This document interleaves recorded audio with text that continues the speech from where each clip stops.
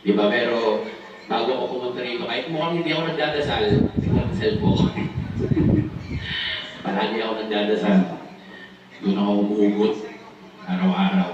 Sabi nga nila, ang mga komedyante, akala nyo yan yung pinakamasayang tao sa mundo. Pero pag mag-isa na kami, wala nagpapatawa sa amin. Kwento ko yung buhay ko. Maliit pa lang ako, ganito na ako kulit. Ganito na ako kulit.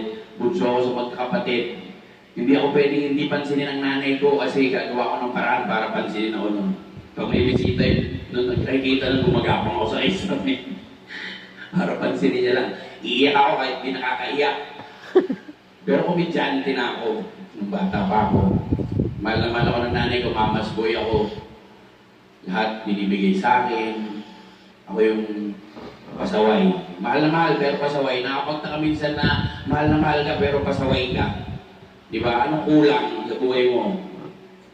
Siguro isang pagkakamali rin ng magulang ko yung spoiled ka ng todo. Mahal na mahal ka ng nanay mo, kakaasa ka lagi sa kanya. Hanggang tumanda, hindi mo na alam yung tama at saka mali. Pero hindi ko sinisisi yung nanay ko kasi sabi nga nila lahat ng desisyon ko sa buhay, ikaw ang may gawa niya. So, nung nagkaisip ako, sa sobrang papansin ko, lagi akong tinatawag sa eskwelahan. Hindi para bigyan ng award, kundi para parusahan ng mga teacher. Para ipatawag yung nanay ko. Yung nanay ko nga, minsan hindi na umattend ng graduation ko kasi nahihiya na. Minsan nakikiusap ako sa mga tao doon natin, sabihin mo nga ako ng pagkita kasi wala yung nanay ko. Nagsawa na sa akin. Pati ka sa ulo ko, hindi ako naniniwala sa pagkapain ng mga magulang ko. Bata pa lang ako, nag-umpisa na ako mag-drugs. Drugs ako na nag-drugs.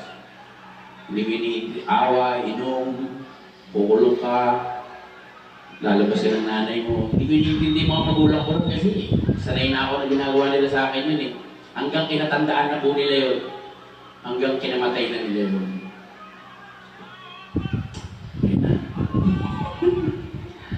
Huli na para ma-realize mo na wala kayong mga magulang mo, mag-isa ka na lang sa mundo.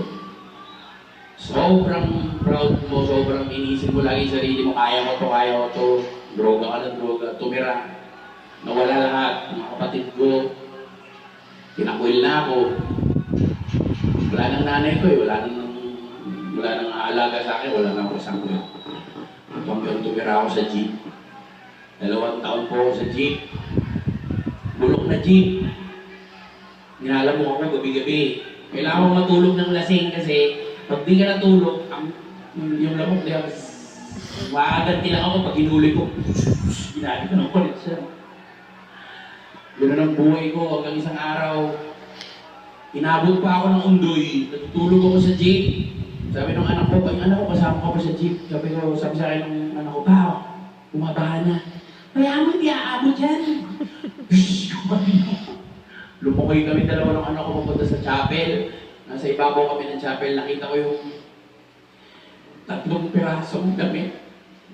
Pinagpapalit-palitan namin, anak kong subukin. Nanod. Isipin mo, ang inaasahan mo lang noon, sandalan mo, yung jeep. Nung may kumakain, yung damit namin nandun. Isa nga, kumakain lang kami ng pulburo at tubig. Hirap pa lang gutom, no? Kaya pag nanggutom ka, parang gusto mong kainin yung katabi. Tapos, natutulog ako noon gabi. Sinasabi ko sa Diyos, dahil nahihiya na ako sa mga kapitbahay. Nandun ako, di ba? Ganda-ganda ng buhay ko dati, natutulog ako sa jeep. Sabi ko sa Diyos, totoo ka ba? Patayin mo na kaya ako. Ba't mo pa ako pinapatay? Wala naman silbi buhay ko eh. Pag-isip ko bukas,